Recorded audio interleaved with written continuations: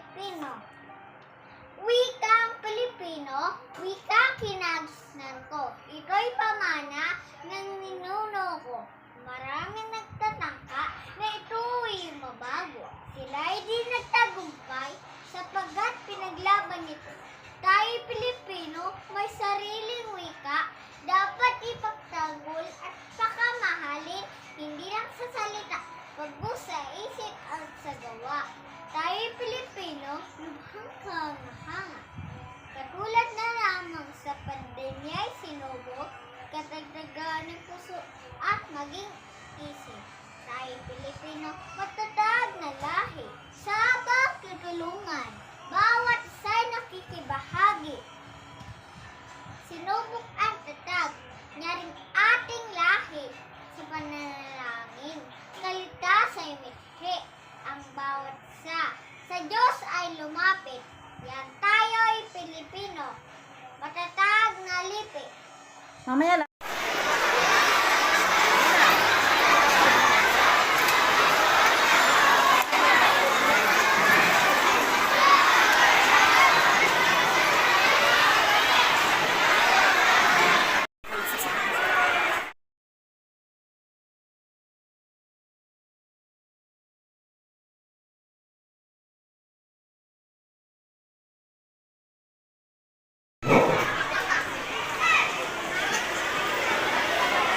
Para po sa nag-awit ng lupang hirang sa pagpumpat si Dina Journey L. Manabat, guro sa Baitang Lima, na sa panguna ni Dina Gracie M. Roque,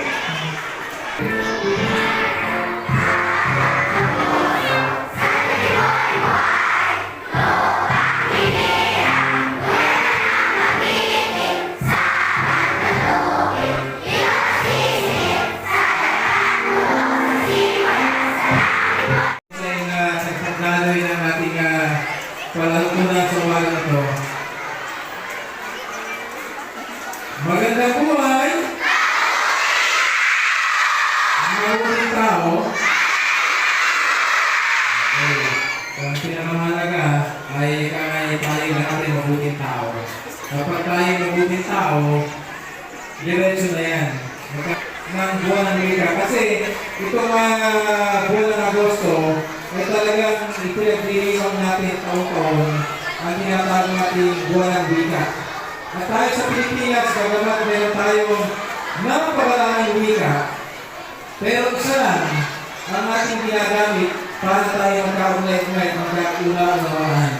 At ito ay ang wika nating Pilipino. At pag sinabing Pilipino, ay siyang natubago sa buong mundo, kilalang kilala ang Pilipino. Ngayon, kayo na mga bata, tayo na mga guro, na ay nakatali sa Pilipinas, lagi natin ipagmalaki ang ating sariling wika. Dito tayo nanulat, dito tayo natuto, dito tayo nanulat at iba pa. Bagamat marami tayong mga problema sa loob at labas ng ating bansa sa kasalukuyan, pero ganun pa man, naniniwala tayo pagdating ng araw, yung ating wika na yan, yan ang magbibigis-bigis sa ating mga Pilipino para tayo mga Pilipino ay lalo pang maging 100%. Ang mga kalahok ay bibigyan ng 30 segundo upang isipin ang lalagyan niya.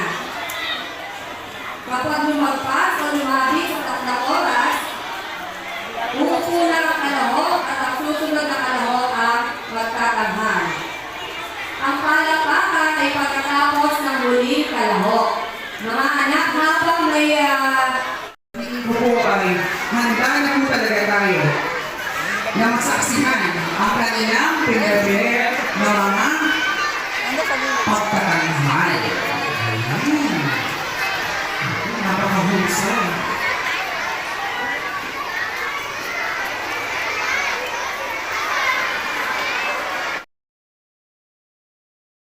Ito ay makikinig ng mabuti sa lahat po ng magtatanghal sa entablado. Ang inyong pong masasaksihan ngayon ay masiling na pagtula ng mga piling bata mula sa kinder. Hindi ko na po papatagalin pa.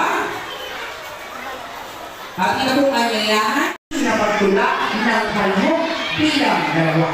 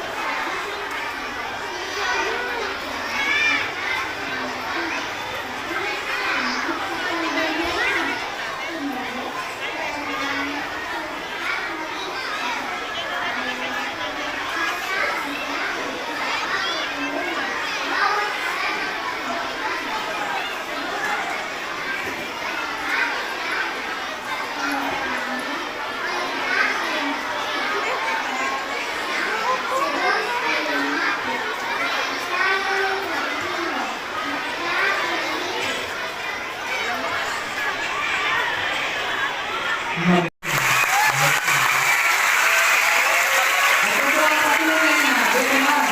Nagsusuka